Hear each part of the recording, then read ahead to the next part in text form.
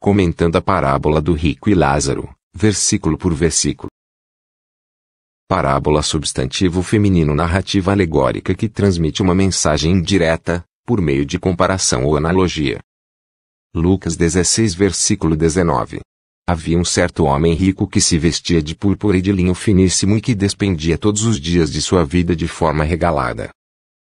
No versículo 19. Jesus queria mostrar nesta comparação que, este homem rico sem nome, representa todo aquele que não se encontra o nome no livro da vida. Versículo 20. E havia também um outro homem, chamado Lázaro, que coberto de chagas, vivia a esmolar, e fora abandonado no portão do homem rico.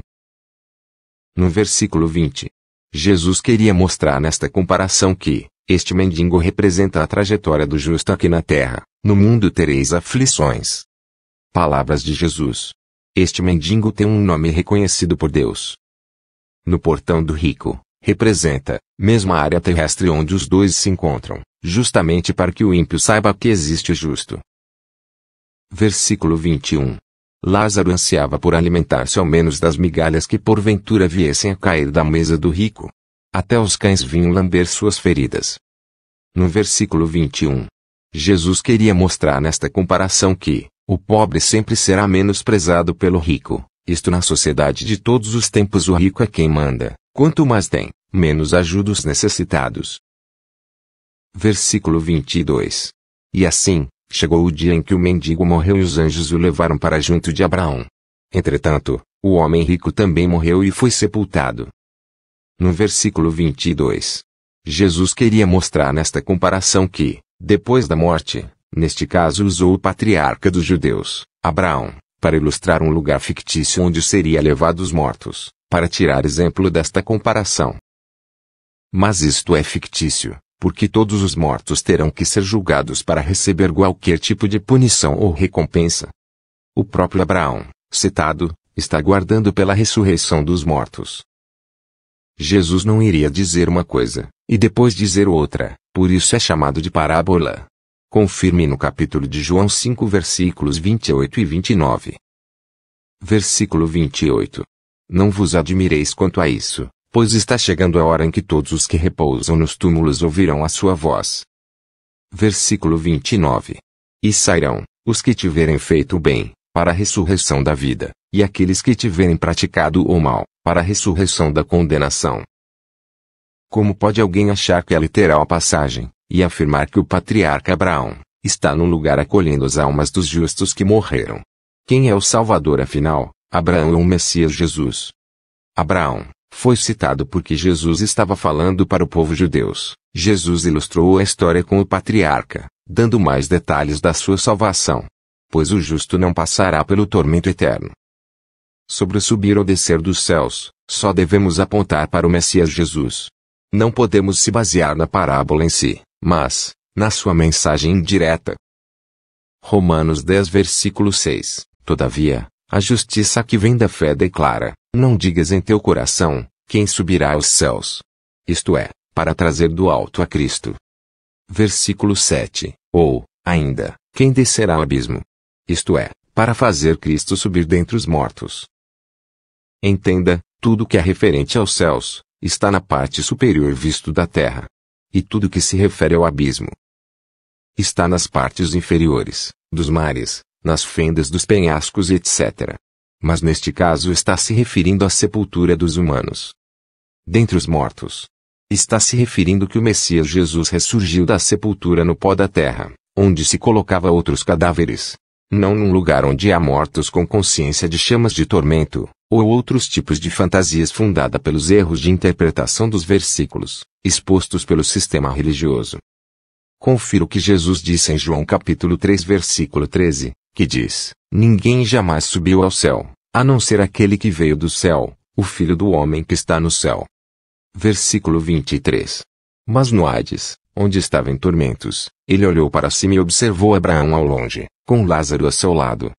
No versículo 23, o autor de Lucas usou a palavra Hades, no sentido da própria ilustração de Jesus. Hades é uma palavra puramente mitológica.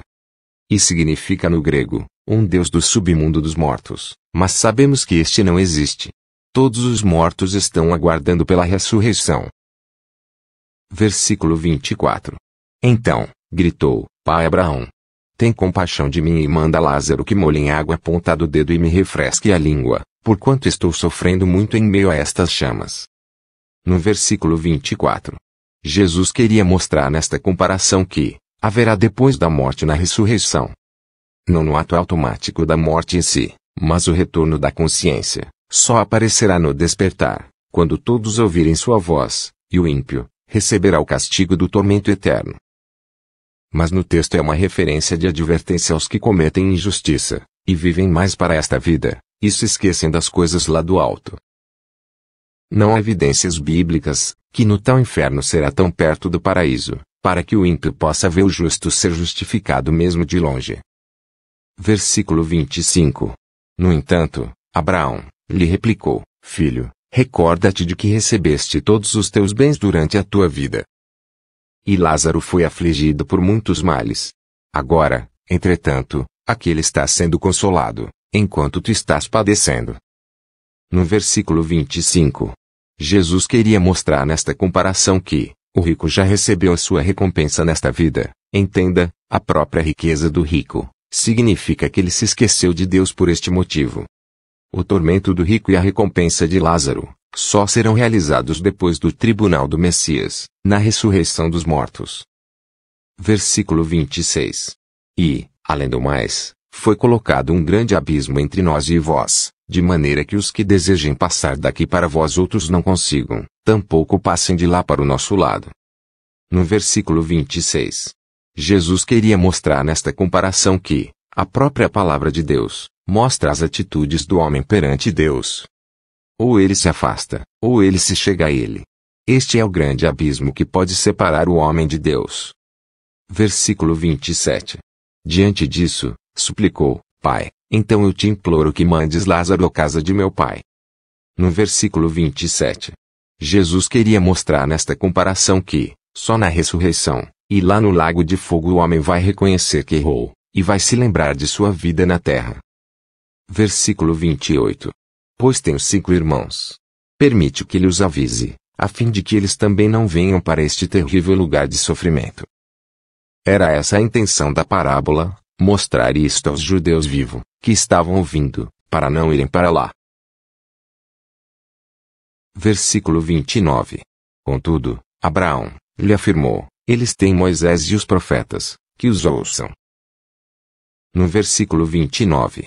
Jesus queria mostrar nesta comparação que não adianta fazer nada depois de morto, na realidade nunca que os mortos vão tentar fazer algo pelos vivos. E quem está vivo deve andar nos preceitos da lei e dos profetas para não irem para o lago de fogo. Versículo 30. Mas ele insistiu, não, pai Abraão.